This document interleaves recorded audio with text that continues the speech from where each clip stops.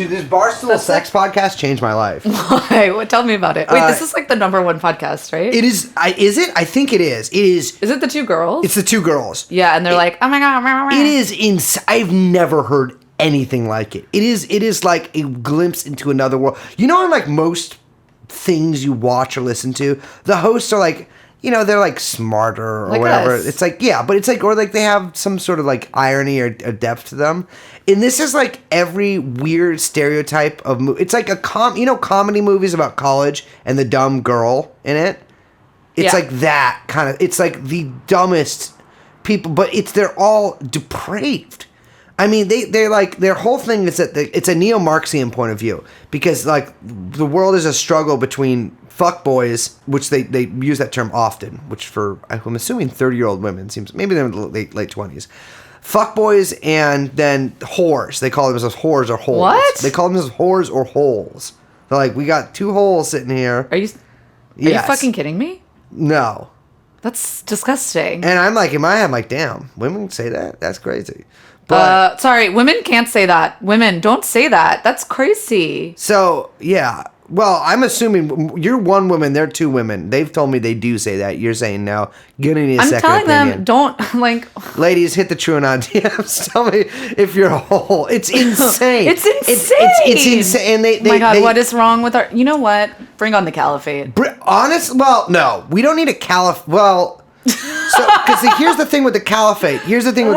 As I discovered... Degenerate society. As I discovered over there, they have a bunch of wives.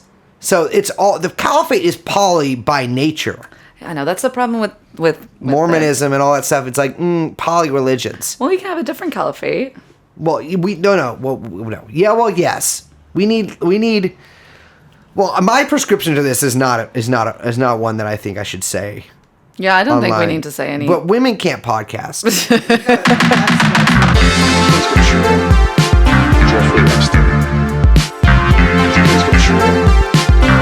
Jeffrey Epstein. Jeffrey Epstein.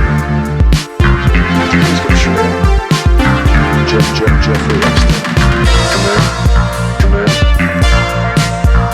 Jeffrey Epstein.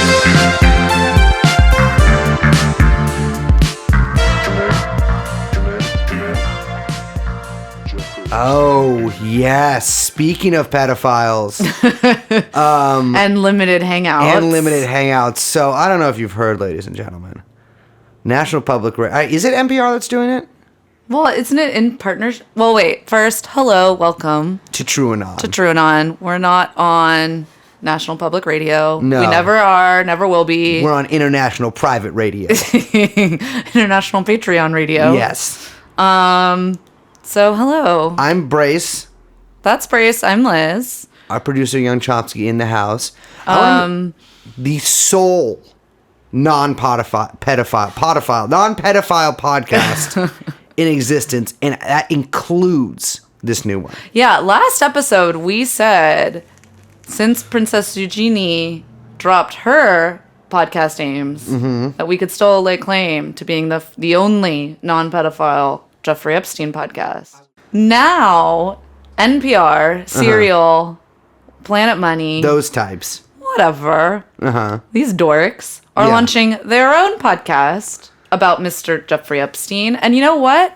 We're still laying claim. We are still the only non-pedophile podcast about Jeffrey Epstein. Period. End of story. So, spill the tea on this. Who is this Adam McKay character who's shitting this thing out? Well, okay. It sounds like it's a partnership between Adam Davidson, who is became famous from doing Planet Money on NPR, and doing some partnerships with This American Life, and that's, I think it's like slightly affiliated with Serial now. That shit all sucks. Remember when the lady from Serial wanted to fuck that dude in prison? Wasn't that like the point of the podcast? Yeah, she was trying to get down with the And then they got an HBO show. Yeah, that's what we're hoping for, guys. Yeah. Stay tuned. An HBO show about the lady from Serial fucking Anon Syed, the murderer. Alleged. No, he's not alleged. He did it. Anyway. Okay, so Adam Davidson is doing it in partnership with, you're correct, Adam McKay, who is, of course, famous for big Hollywood director. He has a production company with Will Ferrell. He also directed the movie The Big Short. Oh, you got a lot to say about that, don't you? Well, I really hated that movie. Why? I don't remember any of it. You don't watch movies. I saw The Big Short, I feel like. It was about money. Yeah, so just to be fair, like, no one listening, well, maybe some people listening to this know me, but you guys don't really know me. You're lucky. Is that the 08 crisis is like one of my triggers. Yeah, she flips out whenever I talk about it, which No, I do all the because- time. Like, yeah, it's like a real big, it's a big thing for me, we'll just say. And The Big Short, not just the film, but the book by Michael Lewis, like, did a real bang up job really focusing on like complex financial instruments, kind of lionizing like a very small group of individuals. What the fuck are you doing, dude? I'm getting my charger out. Okay, sorry, we're gonna have to like you can't just like distract like that. I'm not trying to distract you. I was trying not to distract you. Anyway, Brace is so annoying. That movie does a great job of basically creating anti-heroes out of the very people who, like, without the people that are profiled in the film and in the book, the crisis would have been incredibly bad. The mortgage crisis would have been bad, but it would not have been as systemic as it was because these fucking assholes, these are not good people. And that movie makes them look out like, oh, we're just getting our own because the bank's really fucked up and they're not looking. It's like, no. These people bet against the banks and brought down the banking system. And Wait, don't we want to do that? millions of Americans lost their homes. Oh, we don't want to do that. No, none of these people are in jail. Yeah. And that movie really focuses on this sort of like, oh, if only, you know, these complex financial instruments, if only we didn't use those, then it wouldn't have Like been so Glass-Steagall? bad. No, like talking about CDOs and other kind of like underwriting other mortgages. But my point is that movie and that book painted a picture of what happened in the financial crisis in such a way that it absolved a lot of the actors that were very much responsible. And you know, the Senate hearings, they referred to The Big Short. Like our actual The movie government. Yes. and the book? Yes. Well, yeah. And you know, like there have been, okay, so that's that on that movie and book. But fucking Adam Davidson. Do you want to talk a little bit about Adam Davidson? I would love to. I wish I could talk about him in the past tense, if you know what I mean. Jesus. Allegedly. Yeah. I mean, no, like just like I had just seen him and he left perhaps yes. forever. Yeah, let's talk about this Adam Davidson scumbag who's not only stealing our intellectual property, which is the world of Jeffrey Epstein, but also, I don't know what else he's stealing, but probably other stuff too. Maybe my shtick of being a very smart guy. Yeah, Adam Davidson, he was a big fan of Saddam Hussein, correct? Was he a big fan of Saddam? No. No, but he was in Baghdad for a long time, I believe. Very suspicious. Now, he wrote a lot of articles sort of in the lead up to the Iraq War, kind of David Brooks style, of just like man on the street in Jordan saying like, there's one famous one he wrote about, I think he's two Jordanian businessmen or two Iraqi businessmen in Jordan who are like, oh man, once the Americans invade, our economy will be really good. And he sort of just published that, like, I mean, there's just these two random people talking. There's a reason you're publishing those two people's opinions, right? Yeah, what's funny is there's a little note in some of this history about Adam Davidson is that he had to supposedly flee the country in 2004 because he was being accused by Iraqis of being a CIA operative. So, okay, that's also stealing my bit. However, I was never accused by Iraqis or Syrians of being a CIA operative. Just Americans. Just American communists. I would say more like severely mentally ill old Jewesses. But So yeah, I would just like to that's a pretty big, fleeing the entire country because of that is a pretty big, because he says, it's like, oh, it's just this one sheik said it. Like, yeah, you could just move to a different part of Iraq, dude. Yeah, Like, something tells me it wasn't just one sheik. yeah, no, it's absolutely not. But he was uncritically reporting basically on the U.S.'s murderous invasion of the sovereign nation of Iraq. Yeah, but even that. So we should kind of put a pin in that little CIA thing. Just something to think about, listeners. Yeah. But another thing about him, and this is why I kind of wanted to talk about it because he built his career really on his quote unquote reporting of the banking crisis, and the work that he did with This American Life. And with, kind of like what birthed Planet Money or whatever, was that, there's like a quote where he's talking about the subprime mortgage system, and he says that nobody was coerced, that this was a crisis caused by willing participation of every single person. And that's just a flat out lie. Like, that's not even just like kind of like painting a rosy picture.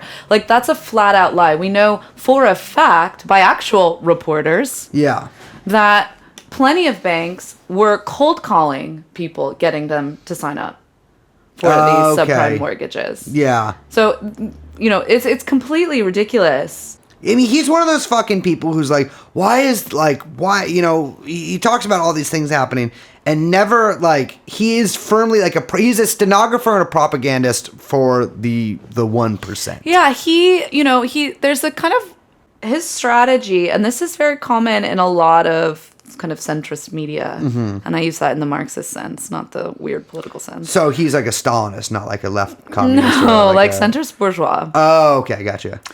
That they kind of evade truths by exaggerating things to such a proportion that they kind of like divert your attention from certain criminals and their liability. And that's like exactly what a lot of the project of their coverage of the 2008 crisis was. And their coverage has become kind of like canonical now for people trying to understand exactly what happened, which is just a shame because there are, and I will call them out right now, there are very, very good people who did incredible work documenting and interrogating what happened and who was responsible, including Eve Smith from Naked Capitalism and her book Econ, which is excellent. I was really disappointed when I found out what actually was contained on that website, but it's a great website. It is. It's like just not what I thought. Everyone should read it every day and give them money because they do incredible, incredible work. Shout out Eves. We had drinks one time. Too much sake. But also David Dayen's book Chain of Title is incredible. And if you want to understand like the mortgage industry and how things, how all of these like bunk mortgages were continually sold and resold, and the sort of state and federal policy that enabled all of this to happen, check out that book. Also, he is a great, incredible reporter. But yeah, Planet Money, NPR is also in general. Yeah, it is what scum music for scum people. It is just like I launched my career, or relaunched my career as a public figure once I got off junk by harshly, aggressively, and ultimately successfully going after the host of what's that fucking boogie down country show? Prairie Home Companion. Oh, God. The guy, let me just, a little aside about the Prairie Home Companion guy. Friend of a friend used to work, first of all, he sucked my friend of a friend's dick. And then a friend of a friend who also worked with him, he would just walk into that motherfucker, like the Prairie Home Companion guy's office, and that guy would just be like, we'll call him in the office, like, hey, can you fix something on my screen? And there would just be porn playing. Yeah, eventually, of course, he got fired for being a little too handsy. But my dad knew him in the 70s, and he cheated on his wife with like a really young journalist and like left his wife for her. Not my dad. Prairie Home Companion scumbag. Anyway, so NPR, that is just one of the many villains One thing last thing I'll say about Adam Davidson is that I remember this, that there was like one point during the Obama years where he said something where he was like, you know, it was kind of like at the height of Occupy. Uh-huh. And he said something like, you know, Americans need to grovel before Wall Street, because without Wall Street, Americans would be much poorer. He said something to that effect, and it was like really egregious and crazy. So egregious to the point that even Matthew Iglesias, Dalton alumnus Matthew Iglesias. even my man Matthew Iglesias found it a little too untoward. And that guy was taught by Jeffrey Epstein. I mean, both Matt Iglesias and Adam Davidson have argued for the necessity of sweatshop labor. So I'm surprised that they diverged here. That being said, shout out to Matt for calling him out, I guess. See you motherfuckers in prison. Anyway, that was a long detour. Hopefully you're still listening to the podcast and you're not annoyed at us. But fucking, why would anyone trust these obvious arms of the state? And they got Julie Brown in there, the journalist. Downtown Julie Brown of the song, titular song.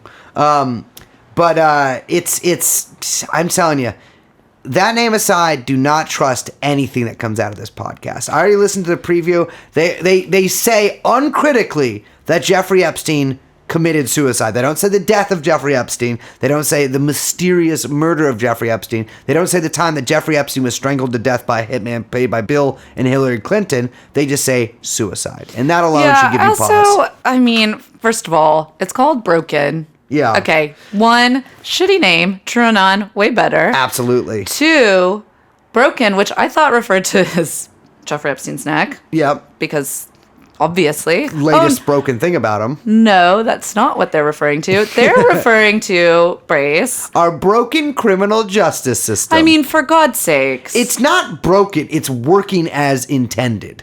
Yeah. I mean, what's broken? I mean, these people are such...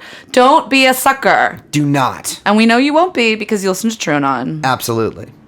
All right, that's my rant. I hate those fucking assholes. I gotta piss.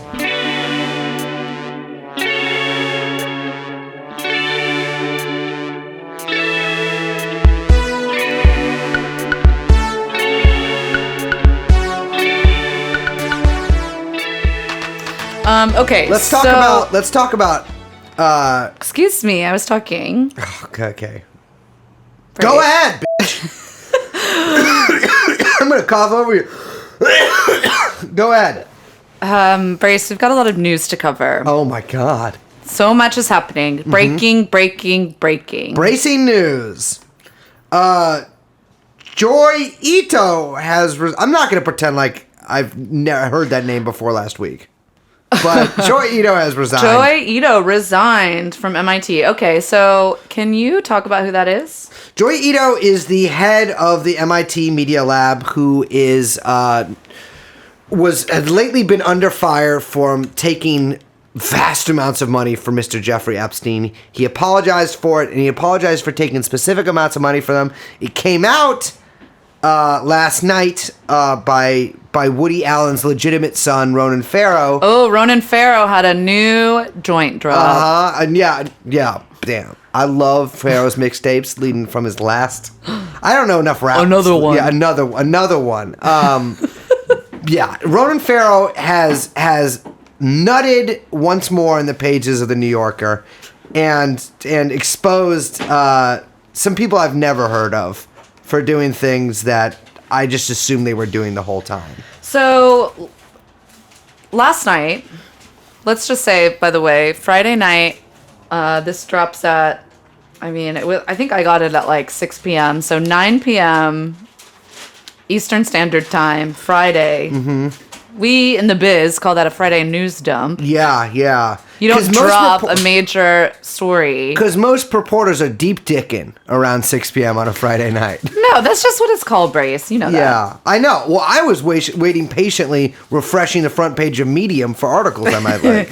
No, but I'm just saying, if you want to have a lot of eyes on a story, you don't publish it at Friday, 9 p.m. when no one's looking and everyone's gone home for the day. Yeah.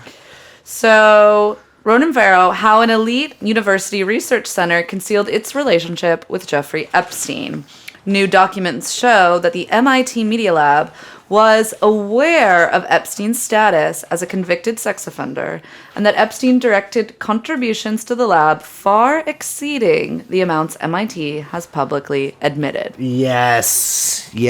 And it's fantastic because it rolls up two of my other favorite people, too.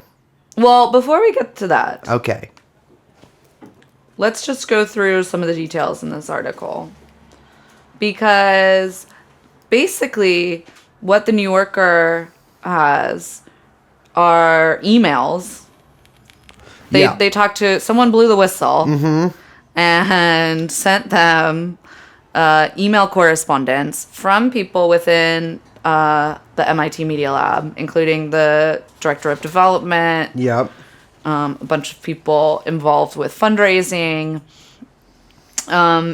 basically saying that everyone, so this was about up until like 2014, 2015, that everyone was aware of Jeffrey Epstein's status as an elite pedophile. Yes, and multiple people were aware that Ito was taking money from Epstein and meeting with him frequently. Yeah, not even just aware, but aware to the point where they were asking how they should refer to him anonymously because they knew it was a bad idea to have Epstein, formal name, associated with the Media Lab. And a couple of those people have resigned in the past week, including one who wrote one of the funniest Medium apologies I've ever read because it frames all of this in terms of like privilege and stuff. Oh my gosh, this is so good. Wait, This is just part of it. This is the 3 asterisks. Like they added this. and postscript. this is from. This is from Ethan Zuckerman, who was I think a professor or something at the. Oh shit! Let me figure this out. Sorry, I don't know what he actually. It doesn't say what he does there. What sandwich did you get? Chicken pesto. It's very good. I just got really hungry. I just got really hungry. So, too. oh my god, look at this guy. Oh boy.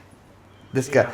So, this is by Ethan Zuckerman, who was the Ethics Center for Civic Media and Civic Media Associate Professor and the Director for Center for Civic Media. He wrote a long Medium post about why he quit, and he's known about it since 2014, so couldn't have really wanted to quit. Kind of just quit. Oh, when 5 it came years. out. Yeah, just known about this for 5 years. It's just been half a decade, and yeah. kind of had some thoughts. So there's a lot of in the whole apology. There is a lot of talking about. He uses the word privilege several times about his privilege to do certain things, and he uses it in the sort of like the common like academic way or whatever. But there's a postscript where he says, "A friend pointed out that I was able to choose to step away from the Media Lab because of my privilege. I've got money in the bank. I've got a supportive partner. I am at a stage in my career where I can reasonably believe I'll find another high prestige job. I'm a cisgendered straight white dude." She wanted me to be clear about the fact that not everyone is going to be able to make the same decisions I did. There's more, but let me just pause right there.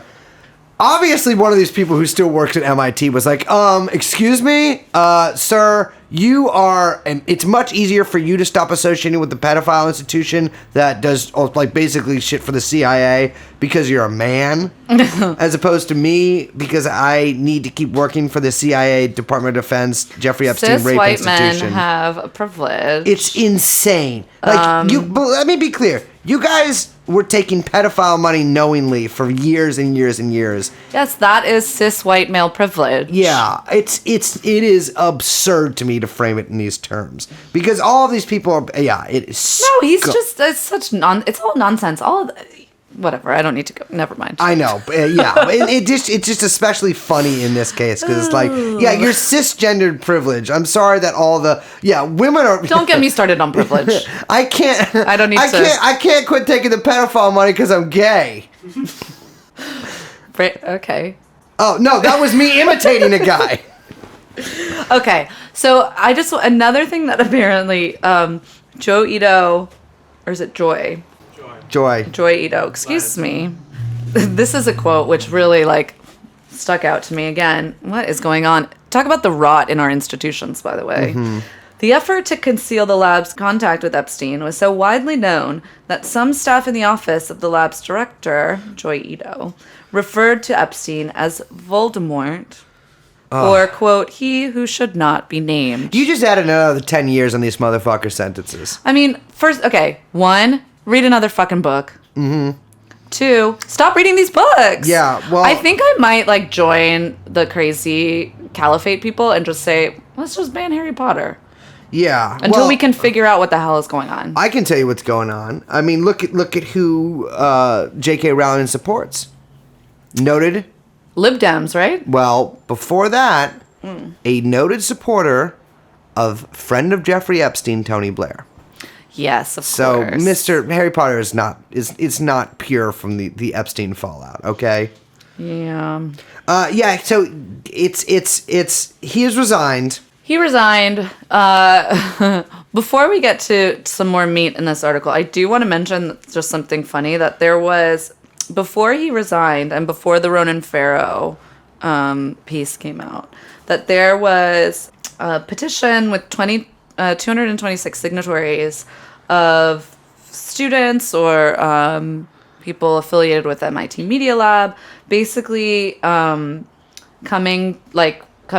in support of Ito and basically saying we don't want him to resign, et cetera, et cetera. All of this came out before the Farrow piece. Here's a quote. We greatly admire the courage behind Joyce's public apology for his connections to Epstein and his commitment to financial restitution. Blah, blah, blah, blah, blah. We pride ourselves on our ability to rise above complex challenges and, with openness and rationality, improve ourselves and the world around us. Blah, blah, blah. But what's great, so this is at We Support Joy, JOI.org. What's great is, at the top of it, there's a new addendum that says, in italics, this petition was drafted by students on August 26, 2019, and signed by members to show their support of Joy and his apology. Given when community members added their names to this petition, the signatures should not be read as continued support of Joy staying on as Media Lab director following the most recent revelations in the September 6th New Yorker article by Ronan Farrow. I am adding your name to this. No! It's great. Actually, I can see all the names of the people who've signed this. So Claudia Robena, Hildreth England, Tay Shin, Daniel Poitras. Your names will be here for eternity. What is that, Brace Belden? No, that's a different Bryce Belden. It's nothing to do with me. All right, so back to the piece. You mentioned that 2 big names came up in there. Yes. Willie Gates. Willie Gatey Gates. Mr. Eugenics himself. Billy And Bob, Microsoft, Bobby Bobenstein. Microsoft penis. Wow, that's a combo of my 2 favorite things. And We're talking about, just to be clear, we're talking about Bill Gates. Yeah. Oh, yeah, just to be clear, we're talking about micro penises and soft penises. And then we have Leon Black.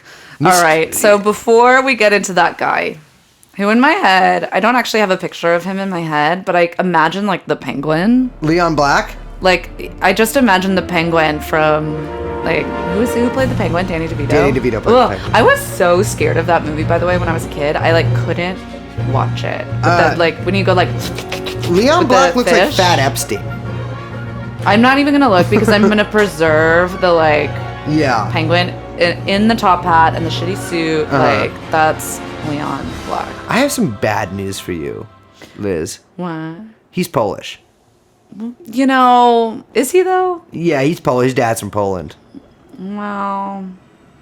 that's Second unfortunate. generation. Yeah. Is he Jewish or Catholic? He black. He's not Jewish. No, he's Jewish. He's Jewish. His dad was a rabbi. Before we get to Leon Black, because we're going to have to tread a little lightly there, let's talk a little bit about Bill Gates. So, Zach, can you run through the allegations in here that Ronan Farrow makes? So, basically, Jeffrey Epstein was the guy who was taking Bill Gates' money and giving it to MIT.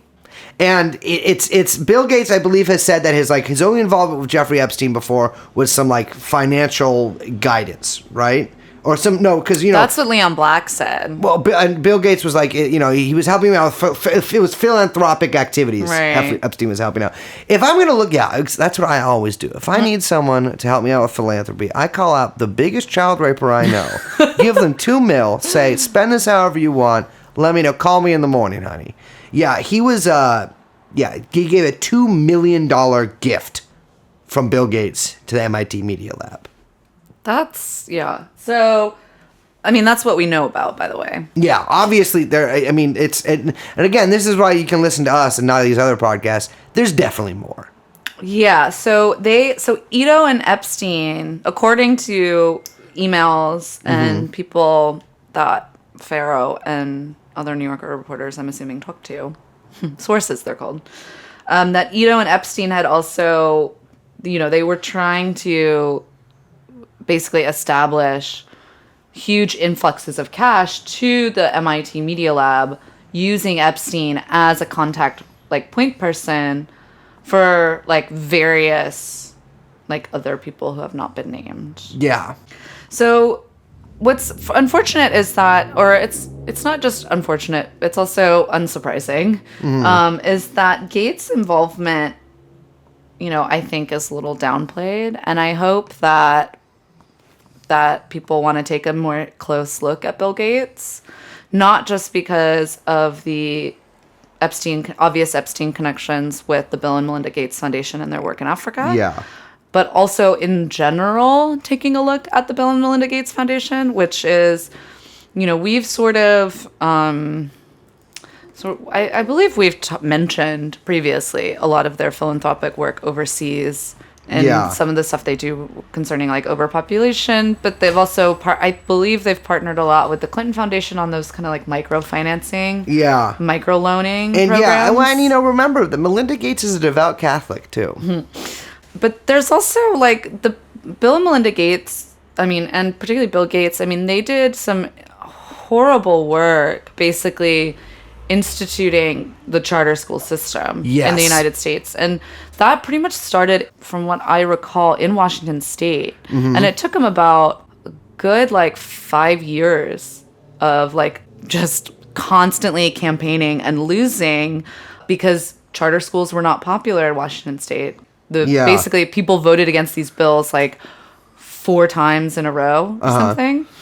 And then they had poured so much money into these campaigns that they were able to secure massive educational contracts, which is also, by the way, federal contracts, to expand these charter school programs that have all been a fucking disaster. Sounds like Zuckerberg's program with Booker. Yes, it's very similar. So, I saw kind of, I don't know why I'm surprised. I'm not going to name names because I'm going to be a nice girl today because I'm in a good mood. But I saw a kind of incredulous tweet earlier that said something from a big account. Yeah. That said something like, not Bill Gates. Oh, no. What am I learning? And they're being very serious. And I was a little concerned that people seem to somehow think that these people are good or untouchable. Baseline bad. The pedophilia and stuff just makes it worse. But Bill Gates' work on massively privatizing our public school system is well documented. Yeah. And also their obsession with overpopulation in the in 2017 their foundation pledged $375 million towards family planning in the third world. And that let me be clear here. I've said this before on other podcasts. You can have 100 kids in some of these countries and not do a fucking fraction of the impact to the environment that someone in, say, Des Moines does. It's totally ridiculous. They should lower the population by 2, if you know what I mean. You know what I mean? Or one of our fans should. Yeah, and so, Bill and Melinda Gates are fucking villains. And again, Bill Gates was friends with Jeffrey Epstein through this whole thing. You were giving a convicted pedophile, millions of dollars to give to MIT. Who knows what else they dig up to together? We'll find out.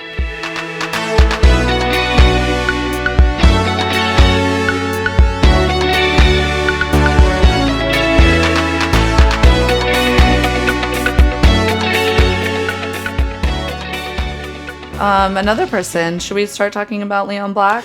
Leon Black. I want to tread a little lightly. I'll stick to just the facts, ma'am. I can read you a poem. Pablo Neruda. Yeah, this is a very powerful man. I can read you a poem Pablo Neruda wrote about his father. Oh, is that true? I won't. I can read the whole poem. He did write, about the United Why? Fruit Company. Oh. Well, the United Fruit Company. Let's back up here. Wait, Leon? Okay, wait. Leon Black. Who is Leon Black? He is a bajillionaire. Yes. He in charge of Apollo Investments. Yes, that's like one of the world's largest private equity firms. They own everything. And it's he is the spawn of a Polish man named Eli Black. Stop saying Polish like it's my fault. Well, I'm just saying there's only I know you don't support Poland like as a country. Well, it should be a protectorate. It's the little cousin. I'm gonna protectorate you. You want to act like Poland to me? Then you'll lose. I'll be Russia to your Poland. Not happening, baby. Here, Eli Black, coming from the ancestral homes of Liz Frenzak. No. Came to America. I think he was a rabbi for a while, and don't read into that. And then later wormed his way, and he really did. He finessed his way into controlling a little company called the United Fruit Company. The United Fruit Company, which throughout the 20th century was basically they were attached to the hip to the U.S. military. I'm pretty sure that the United Fruit Company single-handedly overthrew a government once. Single-handedly overthrew at least one government. At least. But, for example, of what United Fruit Company got up to. In, I think, 28, there was this thing called the Banana Massacre, where all these 1928, 1928, yeah. There were all these workers in Colombia on strike. And it was a combination of the socialist parties, the liberal parties, the communist party. And they wanted things like, I want to only work 6 days a week, no company stores, I don't want to live we want hygienic barracks instead of the barracks we have to live in. Pretty reasonable demands. That's so insane. Exactly. They went on strike, and they were threatened by the U.S. government that they were going to send in the United States Marine Corps to Colombia if these people did not get back to work. Right. Eventually, of course, the Colombian army, afraid at losing the contract with United Fruit Company, and I'm sure encouraged financially by our Eli Black's predecessors. We always gotta sweeten the deal. Yes, came in and massacred thousands of people. It's in that Gabriel Garcia Marquez fucking book I never read. Yeah. They talk about it in that. Pablo Neruda calls it the dictatorship of flies, because it's almost like a CIA front company before there was a CIA. Right. Like if there was a death squad in a Central or South American country, it was at the fruit company. It was the fucking fruit company behind it. They were also involved in, I believe, in Vietnam with the CIA. Yes. And there's a reason. The banana republics are called as such because they were basically nations held in thrall to companies, mostly actually just the United Fruit Company. And now they just sell ugly skirts to overweight secretaries. Is that true? Secretaries, if you listen to that and your feelings are hurt, the TrueAnon DMs are open. Give Liz a taste of your mind.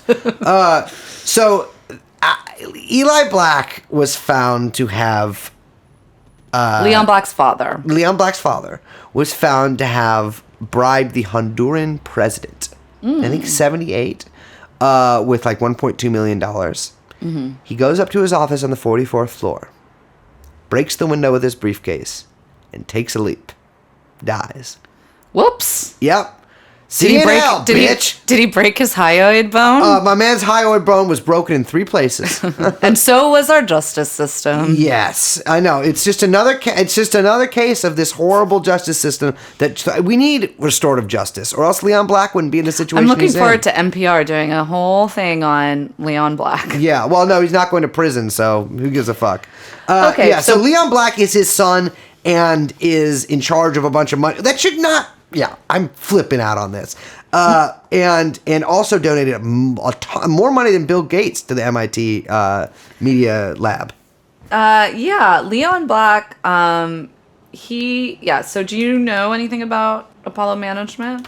They own Blackwater, right? Well, okay. Before that, he co-founded. I believe Apollo comes about in the 90s. So Apollo Global Management is one of the biggest private equity firms, like we said. They've got, I think it's about like 250 billion in investment commitments. I wouldn't be surprised. I mean, it's So like when I think it's the numbers go- second largest asset firm. When numbers in the go US. over like $1 billion for me, or actually I'm going to be real with you. When money goes over like 100,000 to me, I'm like, it's all the same. So Leon Black has been implicated in connection with Jeffrey Epstein prior to the MIT article. Yes. I can't remember how. He was in the Black Book. Yeah. He was in the Black Book. And he's been kind of a figure, or sort of, as the e-girls say it, an orbiter. So one thing he did is that he gave Epstein access to like the senior leadership of Apollo. Like he basically Right. facilitated him hanging out with this. He and his fucking horrible kids, who I'm sure will be absolute psychopaths as well. Just kidding, Leon, if you're listening to this. They're cool. Especially if your daughter's hot. I will fuck her. Grace. Sorry. So he invested in like companies alongside Epstein and his fucking children. Yeah. Like in like I think 2014 or something. No, 2011. So it's like it's a long-standing relationship. Yeah, exactly. So this isn't the first time Mr. Black, I mean, such an evil name too. Mr. Black has shown up in connection with Jeffrey. No. But it goes a little deeper than that. So how do I tease this out? Leon Black, he purchased what company? I believe it was in 2000. So in 2016, he bought Blackwater. Blackwater? Why does that sound familiar? You might remember them from a little massacre in Iraq, which nobody got in any fucking trouble for whatsoever. Well, actually, I don't think anyone would remember that because people have Yeah, no memory actually, you're right. of anything No. to do with Iraq. And- But they might remember the name Eric Prince, yes. who is Betsy DeVos's brother. And currently engaged in building a private air force. Yes, not called Blackwater, but that's where he kind of, yeah. He used to be at Blackwater, which is a private mercenary firm Absolutely. that was heavily contracted during the Iraq invasion. And also, many people forget, in New Orleans after Katrina. Yeah. And one of their famous... That was the first time, supposedly, a private mercenary firm was deployed to quote-unquote securitize the situation. And they in killed a New ton Orleans. of people. Did they? I don't... It's well, Yeah. of course, like records are like kind of sketchy after that, but no, they opened fire and killed people. So, yeah, because there was basically, for people that don't know, there's pretty much martial law in New Orleans Yeah. after Katrina. And it was particularly martial law in certain neighborhoods Yes, too. of course. And you can remember what was his name? The lone sniper, American Sniper, claims to have killed a bunch of people from like on top of a like the Superdome or something. Totally Right. absurd, but I wouldn't be surprised if they did murder. I mean, if Mr. American Allegedly. Sniper, This is all alleged. he's dead. Who gives a shit? What's Okay. his name? Our homeboy. Jesse Ventura won a lawsuit against his wife. Don't call him our homeboy. We're on the same side as Jesse Ventura. The side of truth. Yeah. Okay, so back to Blackwater. So, Brace, as you were saying, there was a big scandal with them. So Blackwater, now owned by Apollo Management, although I believe they're trying to divest, although maybe they've paused on that. You were saying there was a big scandal In 2007. in 2007. Can you explain what happened? In Nasur Square in Iraq, they were, I believe, escorting people. Like it was like a convoy of Blackwater guards, and it was in Iraq. It was at one point, I think it was like 50% private contractors, and I think it actually the contractors outstripped the actual like U.S. soldiers there at one point. Yeah, I know. I think that was like... Yeah, Yeah, I mean that's the whole. Like the army is the government is trying to do that right now. I don't give a shit. I hope they both kill each other. But it's at one point the Blackwater guards were driving and they say they got spooked by something. They heard a gunshot or got Right. spooked. It's kind of unclear, and then they just opened fire. Yeah. And they killed 17 people and wounded a lot more. Yes. Of And- course, the Iraqis were very upset about this. Understandably so, because they're like, well, these guys aren't even in your army. They're just here. They're mercenaries. And in Iraq, the traffic laws that like regular Iraqis had to obey were like absurd. And they added all this, like, it's like you couldn't even drive on certain streets where Right. like American vehicles were. And these people, like, it's not like they. Well, they call it an occupation for a reason. Exactly. And so I think. What's crazy is so that after that happens, there were investigations, not just internal investigations, but there were congressional investigations as well. Mm-hmm. And so one thing that was really wild about the event was that the people from, I keep just wanting to call them corporate mercenaries because that's what we are, and we should call them by their name, just like the movie says, is that they were, when the corporate mercenaries were interviewed by, I believe it was the State Department, they were supposedly given immunity. Mm-hmm. And this is a huge scandal. And so Congress starts looking into why the hell were a bunch of basically contracted killers given immunity when they are the ones responsible for the incident. Well, exactly. I mean, it's ridiculous. But remember that the CIA also hired Blackwater to conduct killings around the world. I don't think it says they didn't do any, but I mean, what the fuck do you think? Put two and two together. So it gets even weirder, Brace. Because, and this is how I'm going to bring it back to Lil Epstein. Okay. Is that, do you know who was privy to those discussions and questioned about it by Congress about the immunity deal? Who? Mr. John Negroponte.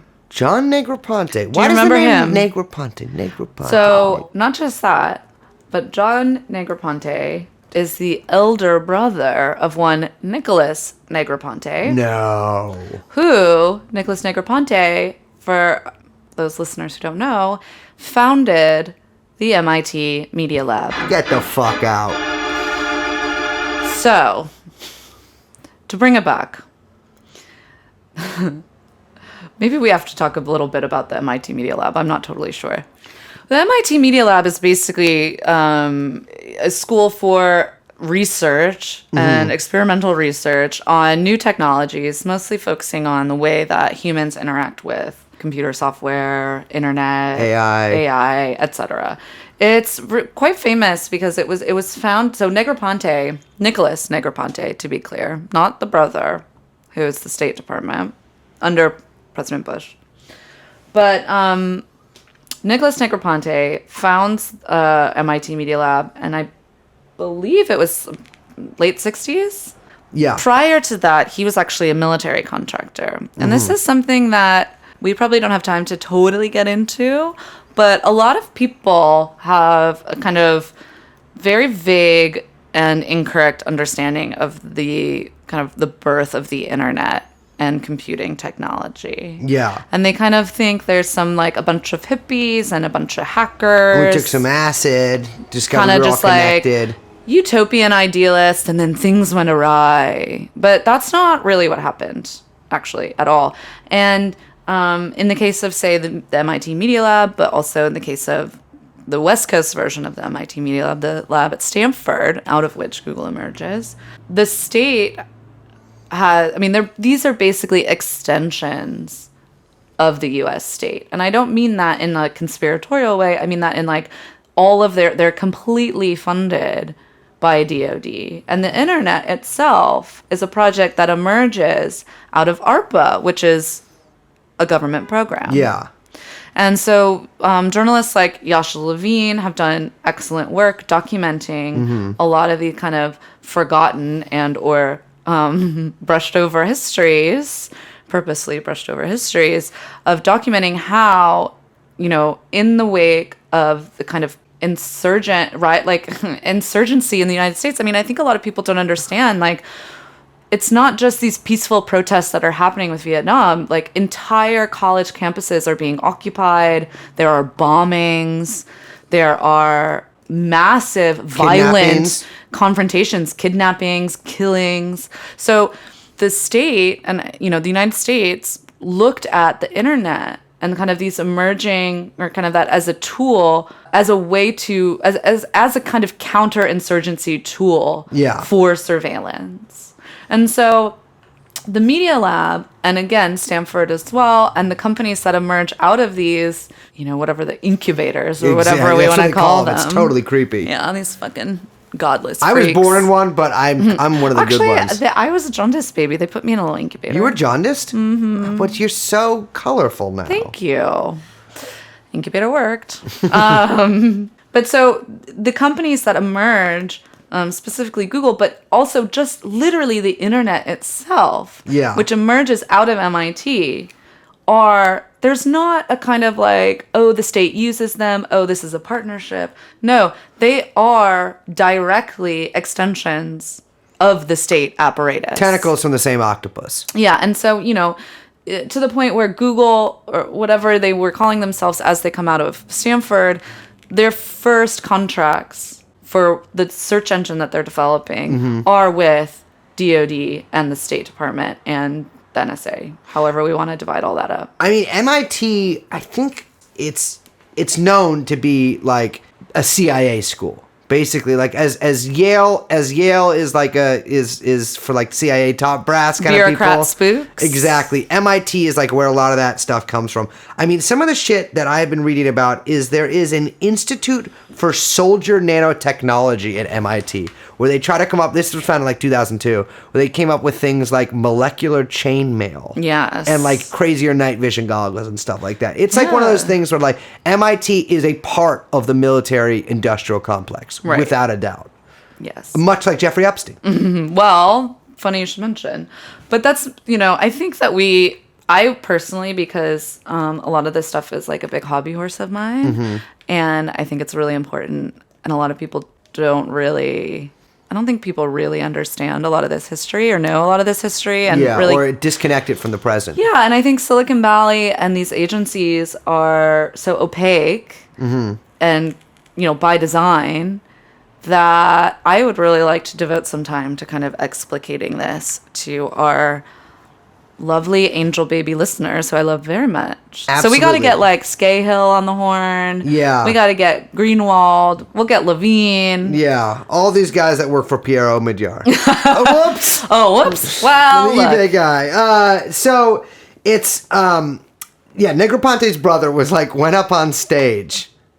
Oh, recently. Yeah. After Mr. Ito was apologized, he was like, yeah, it was cool to take the money. I would take it again. Yeah. Whoops. Yeah. A bunch of people were like, boo. And he's like, I meant wouldn't take again. I mean, I would take the money and throw it in the trash. And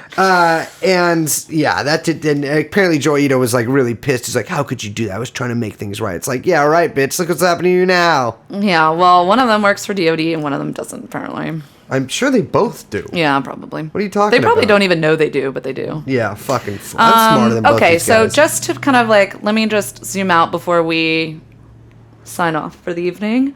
But I just want to be clear, I'm not alleging any kind of conspiracy between all of these actors. I don't believe that John Negroponte was talking to Nicholas Negroponte about Blackwater, who was talking to Leon Black, who was talking to Jeffrey Epstein. Absolutely. It's all coincidence. No. Well, no, that's not even the point. The point is that regardless of people talking to each other face to face or agreements being made about certain things, and in a lot of cases, and explicitly in the case of MIT, that was happening. Yeah. But that all of these players and all of these names keep coming up for a reason. Yes. And that these sort of circles of these elite power players that handle massive amounts of private equity, in the case of Leon Black, massive amounts of military technology. Contracts, in the case of MIT, massive amounts of quote-unquote philanthropic, aka imperial work in the global south, in the case of Leon Black. Well, Bill Gates. Bill Gates, exactly. And also mercenary private militaries in the case of Blackwater. Yeah. Now, all of these are intimately connected. They And are it doesn't- literally, Yes. it's these people all know each other. This They're is friends. the It's like- picture of the state that we're trying to give our young listeners. It's not just like the state isn't just like the State Department or Alexandria Ocasio-Cortez clapping back in Congress. This is all part of the state. Yes, and the apparatus. Yeah. So so I just want to be clear about that. But I think that I'd really like to devote some episodes to the kind of history of the internet and surveillance complex. Yeah. And a lot of that with DoD and CIA is very fascinating. But I'll promise our listeners this. We will do that. But Mr. Adam Davidson at NPR is not going to give you any of that. Nothing. He's not He can't even give a- you the bankers. He can't deliver the bankers to you in the financial I crisis. can get you a banker in an hour. So yeah, that's my solemn. That's just I wanted to make that clear. Yeah. So basically, like MIT is included in that array. I mean, that a lot, web but of people. it's not just MIT, and it's not like this is some secret hub. It's the idea that all of our institutions are funded and shaped by all of these same forces of money, forces of influence, of power, and again, to be clear, at bottom, as always in any tragedy, at bottom of all of this are the bodies of young girls. Mm-hmm. Which is a hell of a way to end an episode. So, thank you once again for joining us. Wait, can you say something cheery? That was dark. Okay. So I've been sketching this whole time Jeffrey Epstein's penis. No, not that. That's not cheery, Across Brace. 6 iPads that I have. No. Let's Will you just tell me something sweet?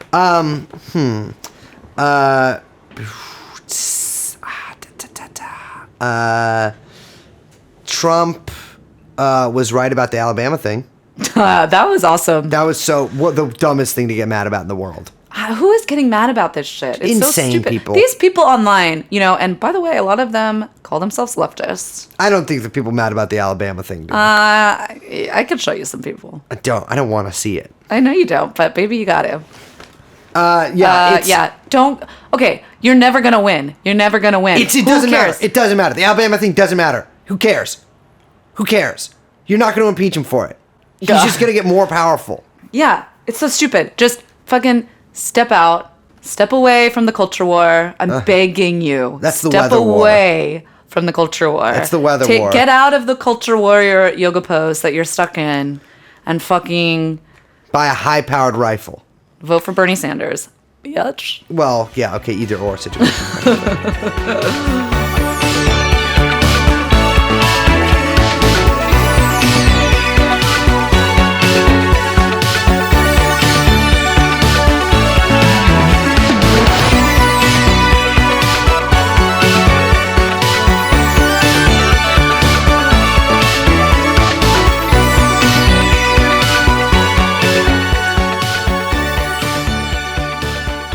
Thank you once again for joining us in the depths of genius.